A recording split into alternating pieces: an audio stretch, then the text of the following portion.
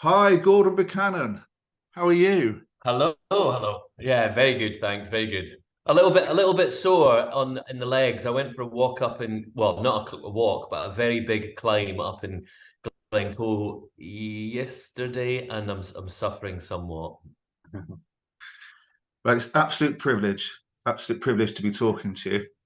And we're going to focus on your upcoming tour, which you're celebrating 30 years as a filmmaker, which is absolutely brilliant. But we'll get onto that in a moment. Just a quick reminder to everybody watching, please click on the subscribe button, and that'd be amazing. Right, thank you very much.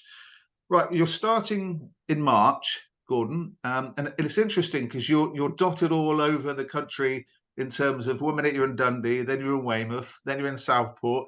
So it's like a bit of a zigzag tour. So it's going to be quite an exertion for you, but it's going to be an absolutely amazing experience for all those people who are coming to watch you. So just you toured obviously quite recently. I think it was last year, and it was a sellout tour. Yeah. So now you've decided to go round again, so to speak. How does it work in terms of the stories you tell? Will you tell similar stories, or have you got a whole new branch of stories? It's the same. So last year we picked sort of various theatres around the country, but I had a sort of 4 weeks to do it in, but we didn't cover everywhere. So all the places that I'm going to now, hopefully it will be well, definitely new towns and new theatres to me, and I'm sure a new audience. So it's the same, yeah, it's the same 30 years talk as I did last year, with maybe sort of, yeah, that's the trouble, was trying to fit 30 years of wildlife experiences into one talk was quite difficult. So it wasn't, yeah, there was no challenge sort of thinking of things to talk about. It's just a challenge trying to sort of narrow it down. But yeah, it's very much, I suppose, it kind of follows my career, because a lot of the questions I get asked a lot commonly is how I got started, and did I, was a photographer before I, started making wildlife documentaries, was a sort of a junior naturalist, and I was none of those things. I just happened to be in the right place at the right time when I was 17 and met a wildlife cameraman, and that sounded like the best job. So sort of really the story starts as me as a very unfocused, underachieving teenager at school, not knowing what the hell I was going to do with the rest of my life. And then, yeah, sort of 30 years of globe trotting and getting close to lots of amazing wild animals and sort of, yeah, far flung wild corners of the world. So your biography will be the accidental cameraman then.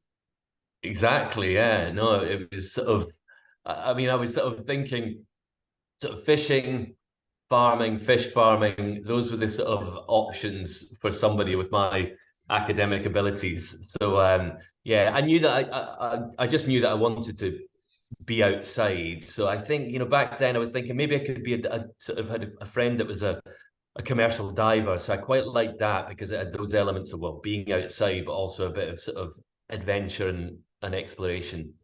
Um, but yeah, thankfully I haven't had to become a commercial diver. And obviously, growing up in Scotland, I mean, there's just so much absolutely wonderful, beautiful landscape, which in itself must be an inspiration. Yeah, I mean, I grew up on the Isle of Mull, so if I hadn't grown up there, I'm sure my interests would have been completely different. So, really through my childhood, I just spent all of my time either being outside or daydreaming in class about being outside. So it was, I never really kind of thought, because there's so much focus on school and working hard, which I seemed incapable of doing, that I kind of, I suppose it wasn't until I got the job as a wildlife cameraman I thought, well, this I can actually make a career out of doing the things that I love. I just needed to find the right job. I mean, if something else had come along that ticked as many boxes, I would have probably leapt into that. But I'm glad that yeah, I'm glad that I met a wildlife cameraman rather than I'm not sure, gold miner. Yeah, absolutely. No, absolutely.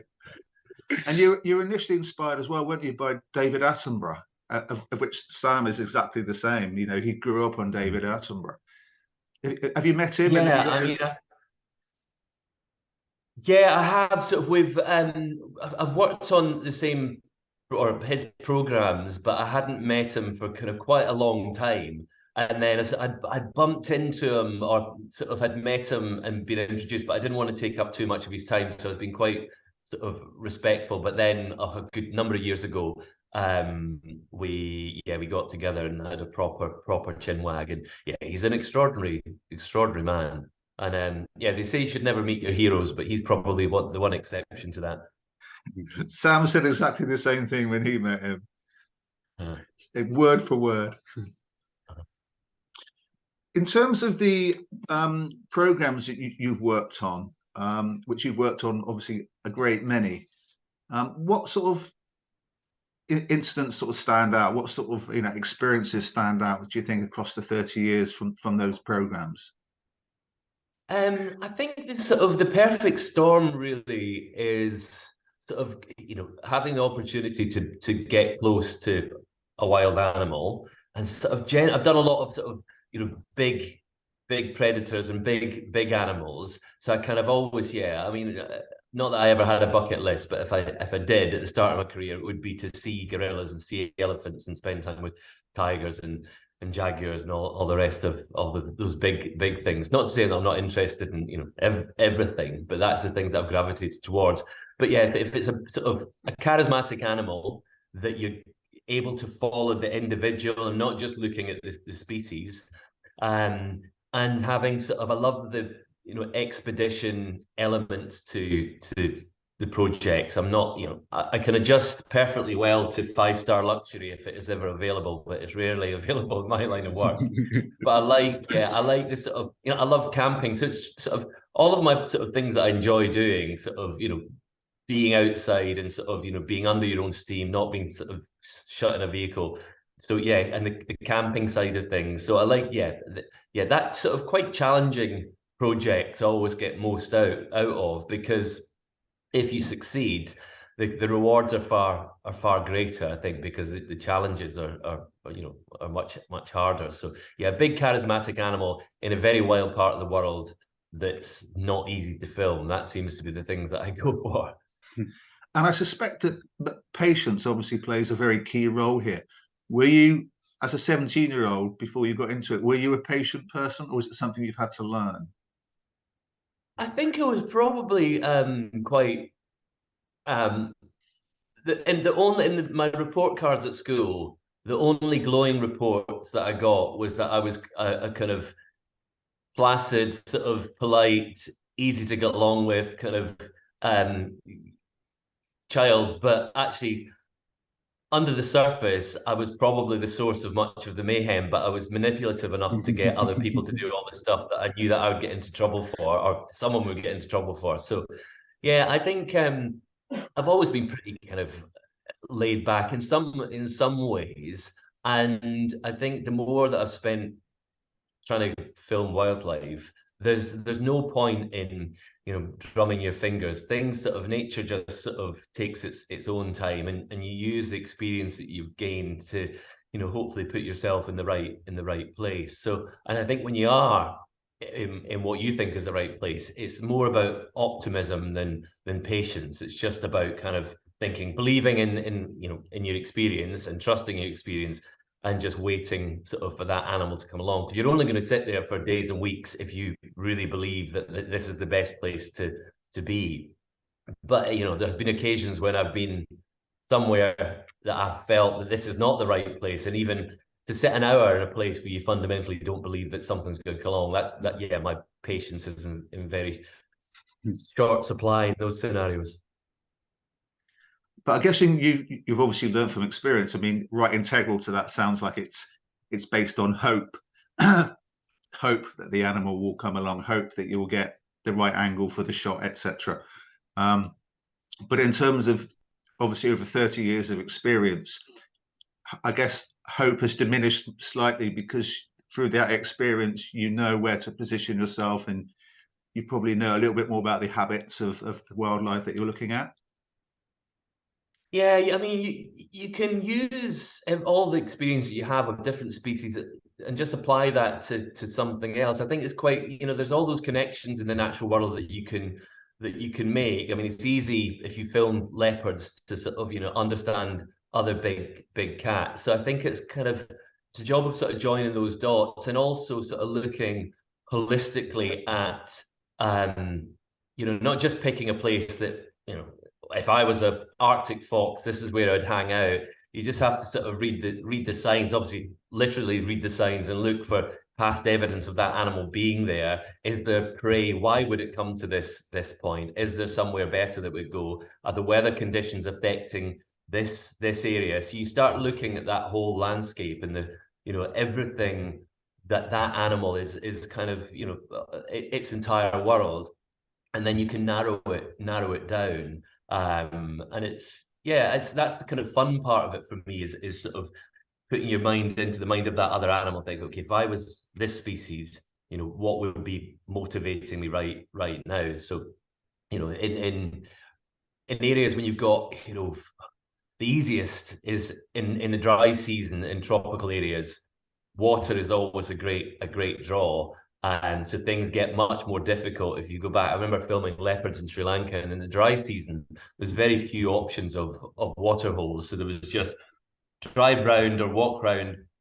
You find fresh tracks of a leopard during the morning, pretty much by 4:30, 5 o'clock in the afternoon, it's going to come to the nearest source of water, and sort of but then in the wet season, when there's lots of, you might find a very fresh set of tracks, but that leopard's got lots more opportunities to drink. But yeah, I always sort of have this slight smug satisfaction when you put yourself in a place and think, right, okay, 5 o'clock, it's going to show up sort of any time now, and when it does, you think, well, I've got one opener over on you, leopard. Or so that's sort of yeah, and I suppose you're kind of rewarded because you know that your experience and knowledge counts for something. I mean, back in the beginning when I first started doing this, you just sort of, you know, pick a random place and hope that this animal will show up. So I hadn't really learned to sort of narrow it down at that point.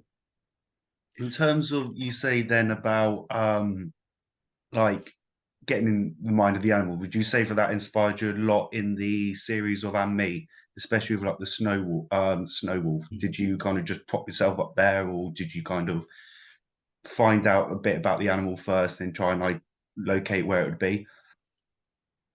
With the snow wolves in Ellesmere Island, it was a challenge to try and locate the pack initially. So we had a light aircraft and we flew around and we picked some areas where we saw wolves from the air. And then we literally got dumped off out on the tundra. But those wolves were so curious that straight away, within 15 minutes, this pack of wolves walked up, and that was us. We were with them every single day for the first sort of, yeah, for that whole trip. So it was, trying to find the animals was not a problem at all.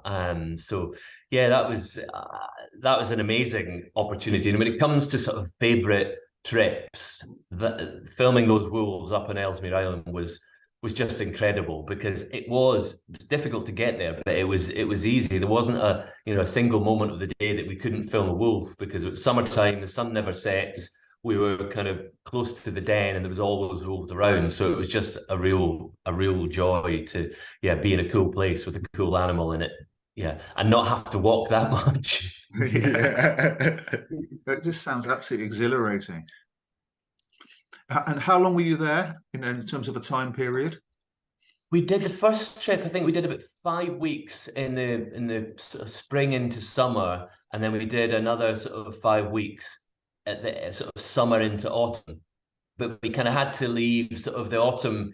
Autumn seemed to last for 2 days up there, and it's into winter. So it went from sort of being nice and sunny and quite comfortable, and then within 3 or 4 days, the snow had started and the temperature had dropped. So we kind of got forced out by the onset of winter. Yeah, because there's that amazing clip near the end, I believe, where you're walking a monster wolfpack and they kind of just accepted you as not a threat to their cubs, which is just amazing. Yeah. No, I mean, I look back at those clips and I just can't. Yeah, not that I've forgotten any of those experiences, but it's nice to be able to relive them, and the fact that we're obviously there making a wildlife documentary, so it's a bit of yeah, it's a sort of video diary of my career, and sort of, yeah, the amazing places that I've been lucky enough to go to. It's absolutely fabulous. Gordon. Thank you. We won't focus now on those experiences so much, because obviously you're going to be sharing those stories as you tour the country.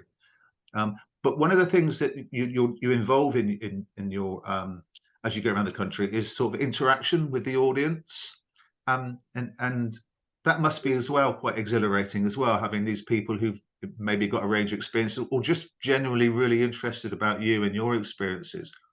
Is there anyone's Yeah, well, particular... Sorry. I mean, that's kind of what I really enjoy about doing the theatre tour, is that I'm really just sort of meeting the audience. The people that come along are, you know, the people that sit and watch the programs at home. So, you know, I suppose over the years, people that watch wildlife documentaries or watch the programs that I contribute to, they know what I look like, but it's actually really nice to be able to meet the people that keep me in a job. And it's a real, I think what I love about it is that it's just sort of, it's a real cross section of people from every kind of walk of life and every sort of demographic and every age. So from, yeah, I think from the age of 3, and I think there was a lady that came along, and I think she was 104. So yeah, that's wow. it's quite nice to have an audience that sort of covers all bases. Absolutely. And do you find that people from different parts of the country have a different take, or is there something quite uniform across the country? I think people generally, it's interesting. It's sort of the being on tour and doing this, it's a bit of a sort of a lesson in human behavior, because we are more similar than we are different. So if you show a particular image in Land's End, the response is going to be the same in John O'Groats. It's sort of people are very predictable, but I like that, because I know that what's coming, and I think you can make the talk better and more engaging and entertaining if you know what the response is going to be. So yeah, I do enjoy that, and each night, even sort of doing the talk night after night, I still really enjoy that. The one big difference, I suppose, is I do a Q&A, and this sort of, yeah, there's a lot of, I like when I get thrown off guard by a different question. Yes. But yeah, but there's always ways of sort of, you know, you might get asked the same question, and I'm not a big one for favorites, but you know, if somebody asked me what my favorite animal was, it actually might change from night to night, because I don't have a particular favorite. It's just that I've got lots of fond memories of different encounters. So whatever occurs to me in that time. So there could well be people, if they came to the talk twice, they say that's a different answer to the same question. But yeah, maybe there's a bit of a politician in me. Fantastic, thank you. Is there anything else that you want to ask Gordon, Sam? No, not particularly. I think we'll leave it now to your tour, because Sam's going to be coming along, and Amazing. hopefully he'll stick his hand up and you'll remember him. But it's just an amazing experience to talk to you about somebody who's very much at the heart of something that we need to protect, and we need to almost give our lives to ensuring has the sustainability and the longevity. So thank you so much for everything you've done, and good luck with the tour. Thank you so much. Yeah, and hope everything goes well, and hopefully at some point in the future we can meet up again and have another chat. That'd be a pleasure. Thank you very much. Thank you. Thank you so much, Gordon. Been amazing. Thank you. Bye. Bye.